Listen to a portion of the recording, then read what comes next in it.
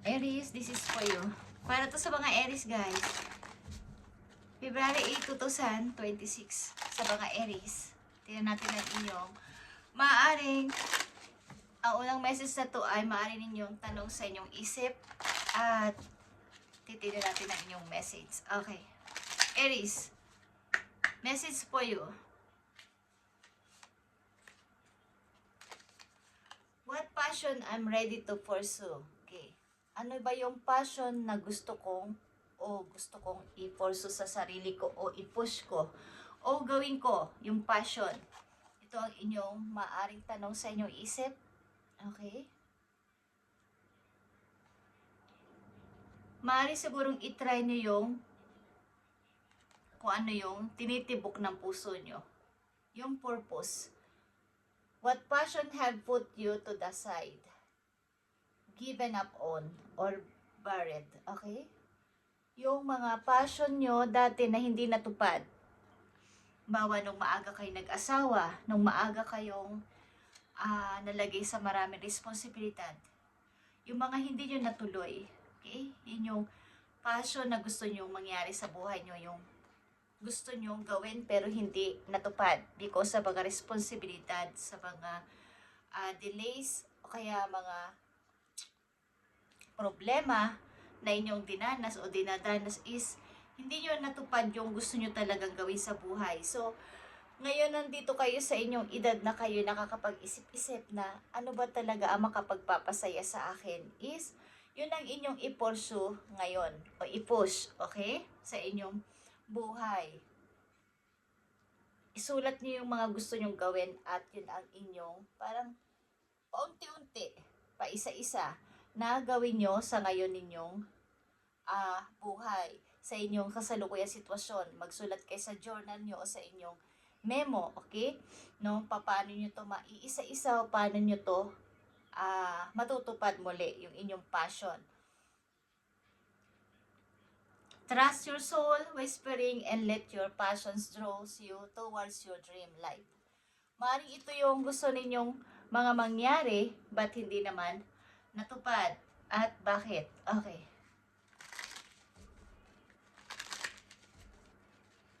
Parang kung kayo nasa edad na 30s, pataas is parang nasasayangan kayo na hindi nyo natupad yung inyong kagustuhan nung kayo ay bata pa.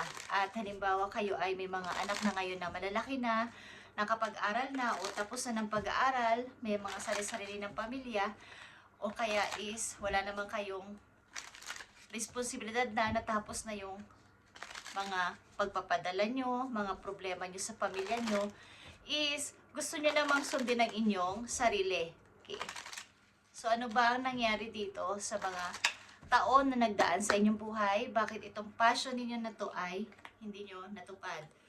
Okay, tignan natin ito. I need 3 messages dito for Aries, sa mga Aries. So, sa mga nagdaan na taon siguro sa buhay nyo, marami kayong mga ginawa. Marami kayong mga itrinay. Okay, guys. Okay. So, ito ay problema ng family. Okay? Dumanas ng napakabigat na pagsubok ang inyong pamilya. Halimbawa, buhay mag-asawa nyo, Aries. O kaya ay maraming responsibilidad sa inyong pamilya kasama inyong mga magulang, kapatid, or ilang mga kamag-anak na malapit sa inyo is andito yung daming problema na kailangan ninyong unahin kaysa sa inyong gusto, kaysa sa inyong passion, o kaysa sa inyong hilig. Okay, ito ay buhay mag-asawa, maybe nagkaroon kayo ng hiwalayan, okay? At punong-puno ng problem, guys. Ang daming problemang naiwan sa inyo ng inyong maaring asawa or kinakasama or what is, ang hirap nang ipagpatuloy itong gusto kong mangyari sa buhay na to, okay? So what passion I'm ready to pursue?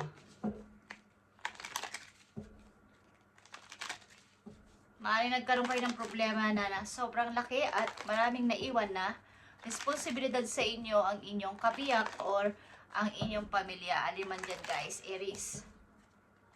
Is gusto nyo ipagpatuloy ito. Gusto nyo matupad ulit or mangyari sa inyo, bago man lang kayo tumanda ng tumanda, patanda ng patanda, nagkakaedad na is, hindi man lang natuloy ang aking gusto sa buhay. Okay, Aries.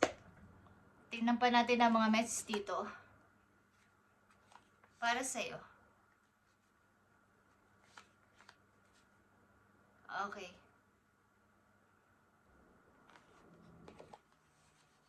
So, ito yung energy, King of Wands, guys.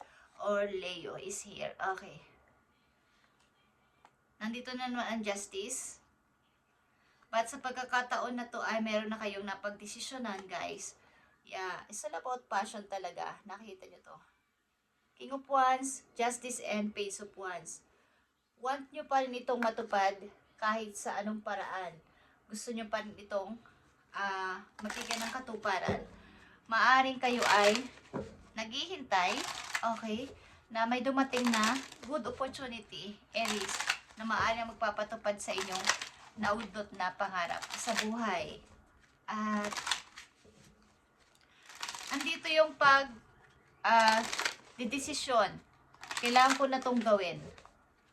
Maaari ring ilan sa inyo ay unti-unti o mabilis ang nawala ang mga alalahanin o responsibilidad. Maaring ito ay may paghihiwalay na nangyari sa inyong pagsasama bilang mag-asawa, guys. At andito ulit, bumabalik ulit yung inyong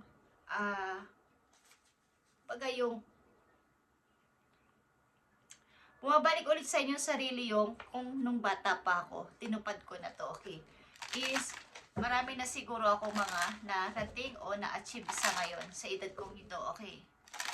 Maring ilan sa inyo dito ay nanatiling single after ng paghihiwalay at umaasa na matutupad ulit ang inyong naudot na pangarap. Okay, Aries. Tingnan natin to. Aries, what passion I'm ready to pursue? Okay, andito ang Queen of Swords. Temptation, guys, is here. Justice again is here. And Judgment, guys. Okay. Andito yung adhikain nyo talaga na matupad yung inyong, kumbaga, ang ilan sa inyo ay natutong mapag-isa, natutong huwag makisalamuha sa ibang tao. Maraming natutunan sa buhay. Parang napapag-iwanan o napag-iwanan ako ng panahon. Okay, sa aking mga hilig, hindi ko natupad. At may tatlo ka ditong Justice na nagpapatunay na kailangan mo tuparin ito. At nandito ang Judgment. Okay, Justice and Judgment is pagpapatunay ng pagpasok sa new door na gusto mong pasimulan, gusto mong buksan para makita mo kung may pag-asa pa ba ako. May pag-asa pa ba tong naudot kong pangarap. Okay, Aries.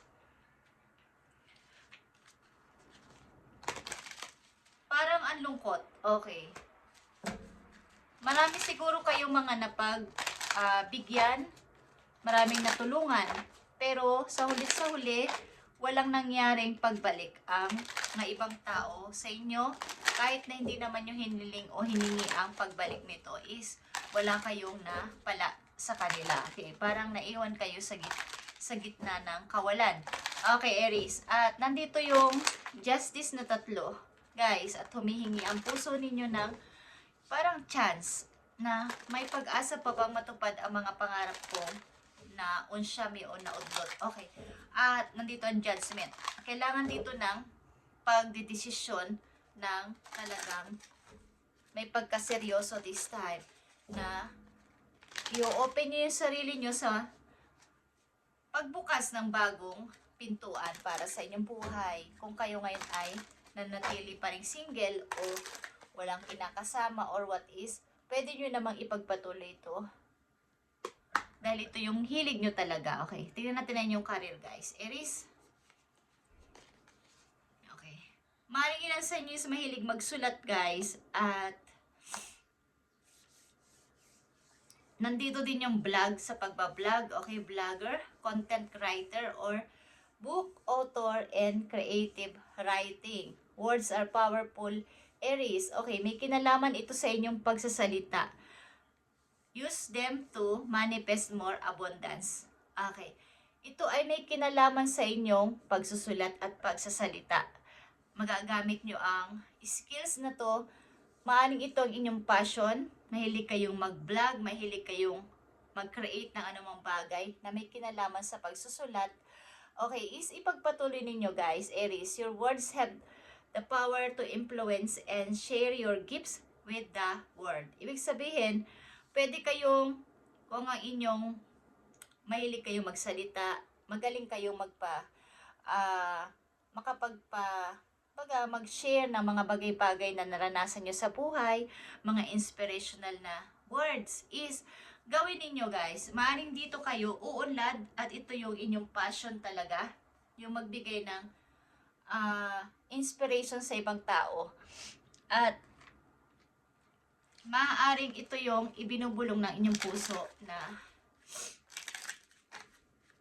yung naudot ninyong passion sa buhay na gustong gawin talaga nung mga wala pa kayong asawa or hindi pa kayo maraming problema is kailangan nyong tuparin pa rin kahit na kayo ay nasa edad na or naiisipan nyo na nalipasan na kayo ng panahon. Okay, is maaaring yung mga naudot ninyong project dati is balikan ninyo. Katulad ng mga old pictures. Okay.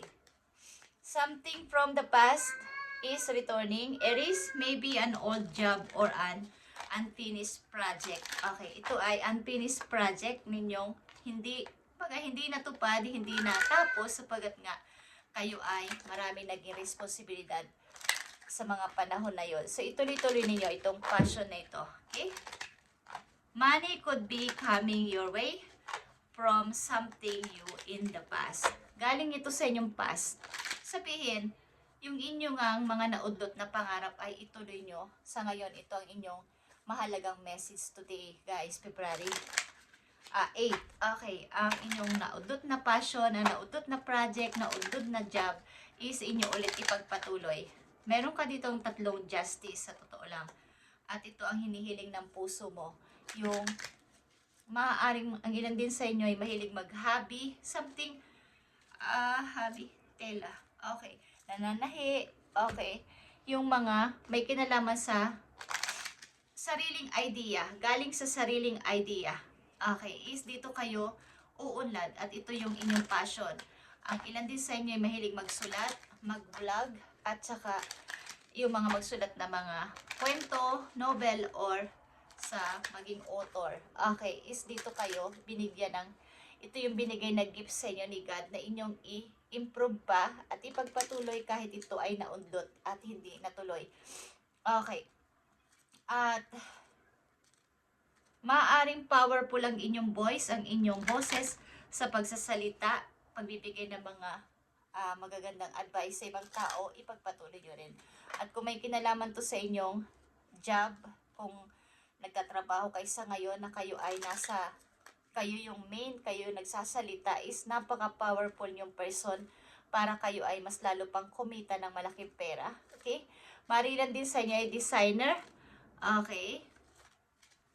Guys, i-review ninyo ang inyong past na mga ginustong gawin dati na naudlot at yun ang inyong gawin sa ngayon. Okay. Message sa iyo, Aries. Tingnan natin. Whatever you have been putting off, don't procrastinate any longer. Tackle that long overdue project. Okay, you will feel better once you begin. Start with the one things at a time. Thoughts and ideas not acted upon are just laying in wait. You can do this. Okay. So, ito ay about sa mga unfinished project nyo o hindi nyo natuloy talaga na pangarap. Is ipagpatuloy nyo this time, kaya nyo nakita ang message na to at narinig is para to sa mga Aries na ganito ang sitwasyon, guys. At ibinibigay itong message na to para sa inyo, para kayo ay gawin nyo ulit ito. Okay. Kumbaga, huwag nyo nang patagalin kung meron pa kayong katulad dati na pinatagal nyo pa at hindi natuloy, is this time is ipagpatuloy nyo at pag may natapos is agad-agad nyo ulit pasimula ng isa pang bagay at magtutuloy-tuloy ito ng napakabilis lang. Okay? Your life is about to start moving quickly in some areas. Guys. So ito ay inyong gawin at maaring tuloy-tuloy ito, make decisions rationally but sensibly. Okay. May tatlo ka ditong justice at ipagpatuloy mo to dahil ito ang hinihiling at tinitibok ng puso mo, ang mga naudot mo pangarap at mga unfinished project, unfinished business. Okay. What passion I'm ready to pursue. This time is gawin nyo. Guys, review the past. At mangyayari ito ngayon. Simula ngayon 2026 is mag-iiba ang Aries na inyong sarili ninyo. Maiiba. Ay guys, thank you Aries and God bless.